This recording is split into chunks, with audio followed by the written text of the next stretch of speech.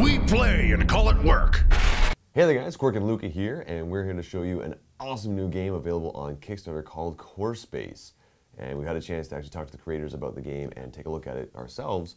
And we thought we'd let you know a little bit about this game and hopefully inspire you to check out their Kickstarter. So the game's called Core Space, and it's a solo to 6-player game. The missions are phenomenal, and just going straight from the background on this one, it's a skirmish type game. Everything you get in the box actually is what you need to play. You're going to get the mat, you're going to get terrain, you're going to get the miniatures, you're going to get all the tokens you need. You get little play mats so that you can keep track of everything. You get actual boards that hold all of your equipment and gear, so you don't have a tray of cards and character stats and tokens all over the place, which I thought was really, really cool. And it's, all in all, it looks like an absolutely sweet game. Huge value in that box. Huge. You get so much. You get everything. You get everything. You play. The terrain is pretty high quality too. So these guys have been making terrain for, I think, 5 years. He mentioned something like that. Yeah. So he's already had 4 or 5 successfully funded Kickstarters in the past, all based on terrain. I've seen them myself. It's really good. It's all pre-painted, highly detailed. So it's all, you just assemble it, pop it all together, and you get to play games. It's a very much pop and play type thing. You open up the box, you can actually assemble the terrain. There's no glue required, and you're ready to get going. One of the things that I actually thought about this game that really caught my attention and I very much enjoy is the data cards that you get for each of your characters. So normally whenever you have a character or a character sheet or something to keep track of the progress for whichever person you're playing in the game, you've got a sheet of paper that's got their stats and abilities and things like that. And then you'll get cards and every now and then that can upgrade things, but you have to keep track of all these different things. This game is actually designed with a character tray, I guess would be the best way to describe it. And it will have a spot that fits your character, and then it's laminated, so you can use a marker to kind of dot where his or her experience has landed. And then on top of that, there's an area on the sheet, on the tray, for holding up weapons. But I thought this was really cool, is that this one of my favorite parts too. This tray is actually built to a specific size, so instead of it being, oh, you can only carry, 15 kilograms, or you can only carry 3 items, or you're only able to carry whatever. All the different items are set to different token sizes, and they all slot into this tray to kind of mark how well you're able to carry something. So if you want to have 2 pistols and a health pack, you can actually go out into the game, find 2 pistols and a health pack, and they slot into your equipment and fit in that area. And if it fits, you're allowed to carry it. If at any point in time you get tokens that don't fit because you've got something pre-done there, you have to drop or switch out or whatever, so you can actually fit these tokens into place. So something like a assault rifle or a giant railgun or whichever will actually take up a larger amount of space in your carrying area than a pistol will. So this dashboard's about yay big, and it's got like all these straight slots, and these tokens, cardboard tokens, are like pistols are like that big, assault rifles that big, and then so on and so forth. You can only carry so much on your persons, right? That's what it's for, and it helps keep your play area very organized, obviously. For things like experience, stats available, and ammunition, you actually have little pips that can fit onto this tray. And instead of it being, okay, well, I've got 8 shots left, I fire a shot, okay, now I'm down to 7, you have to mark on a piece of paper. You've got these little pips, and before you roll a die to see, you're actually pulling the pip out. It's almost like loading your gun for ammunition, so I thought that was actually really cool right there. So it keeps track of everything. This little tiny rectangular shaped object, it keeps track of everything you need to keep track of throughout a game. And these games are, well, they can be chaotic in nature, like any other skirmish-like game. I'm trying to think of the best way to explain it. It's got everything from dealing with other players, dealing with NPCs that show up. There's like main antagonists that you have to deal with throughout the game. Then there's all these sub-factions, these neutral factions that you don't know how they're going to react throughout the game. And each mission's vastly different. You can work with other people, you can work alone, you can try and you can say you're going to work with the other person, but you can screw them over so you get ahead in the campaign, because they are campaigns. They're just as long as they're like any Necromunda campaign or any other campaign, and it's a deep sci-fi theme. So if you're big into sci-fi, there's the hook for you there, I'd say. Absolutely. One of the neat mechanics they have to it is that the NPC faction will always go against or with or whatever, whichever one you want to, however you want to look at it. But say, for example, you and a friend are playing, and you're going to go against each other. Well, you make too much noise, you draw too much attention, and a bunch of the NPCs start coming in. It no longer becomes I'm going to try and table you, I'm going to try and kill you, I'm going to try and get you off the board. Because as soon as you do that, well, now there's too many NPCs for you to survive. So suddenly you and your enemy have to work together to try and deal with this threat. And then once that threat is dealt with, then you can either go back to dealing with each other, or you can part ways or whichever. So it's got a very different aspect or dynamic to your typical skirmish games, where it's you know, I'm going to try and kill you. I'm going to get rid of you. And once you're off the board, I'm going to collect my experience. Thanks for coming out.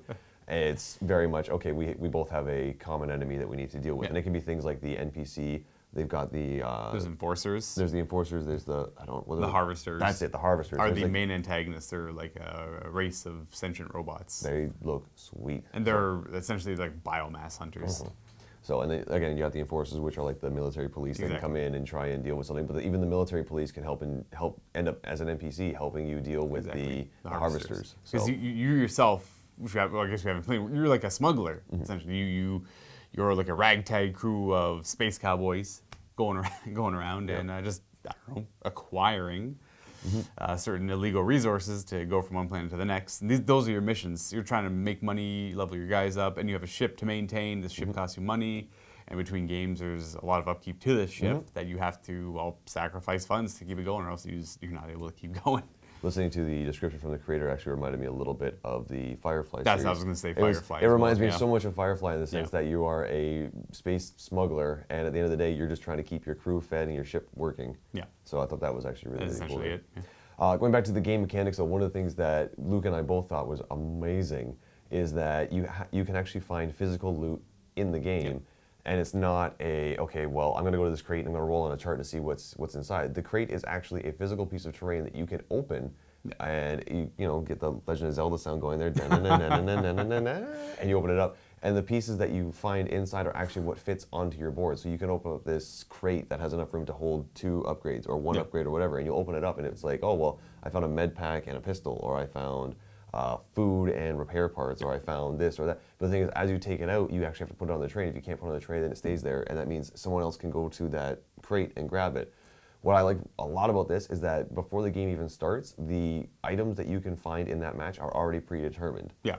So you might say, okay, well, do you want to agree that we're going to throw a assault rifle somewhere in here? Yeah, it's all random. But it's all random. On the map, you don't know where it is, but yeah, it's all predetermined loot and everything. So you set up the whole table, all the terrain, and then you put the little loot boxes everywhere filled up with all these little tokens that represent the new items you can pick up throughout the game.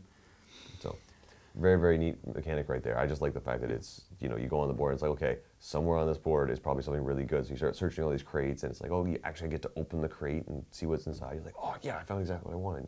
Exactly. Yeah. And again, I don't know, I like the whole carrying capacity mechanic to it. That's probably one of my favorites. It's neat, it's new, it saves a lot of bookkeeping, a ton of bookkeeping. So much bookkeeping is taken care of just by that. And then again, all the parts on this game are reusable. They're all very high quality. The terrain, and like the terrain, the boards, the models are all very high quality, very good, like laminated, easy to write on, easy to clean up.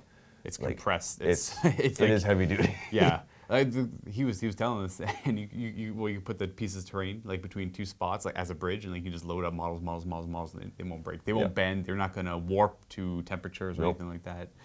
They were designed to handle extreme temperatures and extreme cold and high impact and things like that. So obviously you're not going to go and take this train and run over it with a car, but you don't have to worry about dropping it off a table and suddenly, you know, you've broken, or it's bent, or like the corners pulled up or anything like that.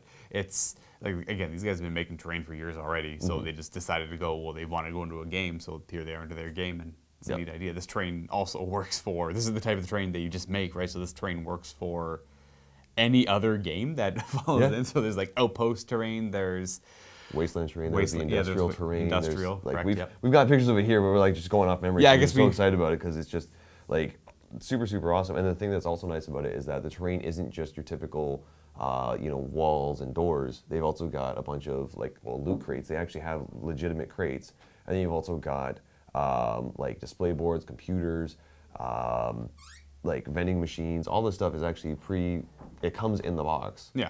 And it's usable for multiple different things. Like if you're looking for, this sounds kind of bad, but if you're just looking for terrain for another skirmish game that you play, whether it's Necromunda, like anything like that, this terrain is perfect. It's fantastic. It works exactly what you're looking for. And on top of that, you're getting all these other models. You're getting this fantastic game, and it's amazing. So another thing is if you're playing with like the outpost terrain, so you're on like a desert map or whatever, you have these buildings they open up and you play inside of the buildings as well. They're all modular, right? You just pop off the door and all of a sudden inside of the building there's room to move around and everything. Yeah, you no longer have to be like, okay, my guy's inside this piece of terrain, I don't know where, but I'm just gonna, he's in there, I need to take the model off. No, he actually can go inside. The box also comes with I think it's a 4x4 mat. Yes, it comes with like a mat. Yeah. Sorry, it's like a 4x4 mat you put down. You build a terrain on top of that, just to help yourself immerse even more. It is again a rubber-backed mat, so it's you don't have to worry about sliding, you don't have to worry about slipping. It can roll up, and you don't have to worry about causing any wrinkles, creases, folds. So it's a durable mat. Right? Everything in this box seems super durable, which I very much like about it. And again, you get all this, you get the models, you get the terrain. I think the Kickstarter, the funding is 70. Oh, was it 78 pounds? Something like that. There's an early bird package, and we had it somewhere. Is it over there? No, sorry. Yeah, so it's 76 and 84. 76 is the early bird one, and once that one filled up, then the next one past that was 84 pounds. And again, the value alone, it's 150. Like if you were to buy all this separate, it's about 150 pounds. Yep. Give or take 5. So you're saving almost half. Yeah, almost half. Like if you get the early bird one, you're getting at least half off, which is awesome. A good thing to bring up is this game is already funded. That's exactly it. We probably should have mentioned that. We're really excited about this, but the thing is, it's done. It's been funded. Yeah. At this point in time, we're just letting you guys know that it's available, and they're starting to go for a couple stretch goals, which they're killing it.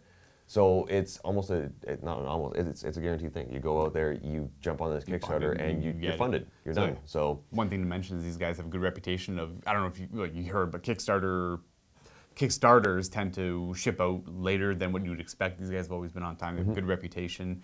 They're at 105,000 pounds, but they're already 70,000 that they were just trying to aim for. So they're well over and beyond. Anything at this point is just stretch goals. Yep. So if you want to jump in, it's only got 12 days left. This video is going up today. Yep. 12 days left on. I'm actually wearing this shirt today. 12 days left on this campaign.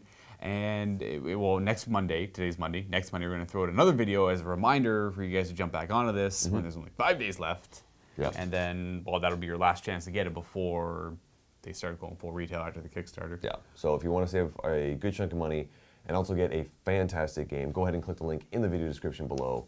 Check out the Core Space Kickstarter and just have a look at it. They've got that one demo video that kind of shows a little bit about the game, and that got me hyped just by itself. Yeah, Before we even looked into anything, I'm like, okay, what is this? I clicked on the video, I was like, I want to play this. Yeah, so I want this. There's going to be links to the Kickstarter down below.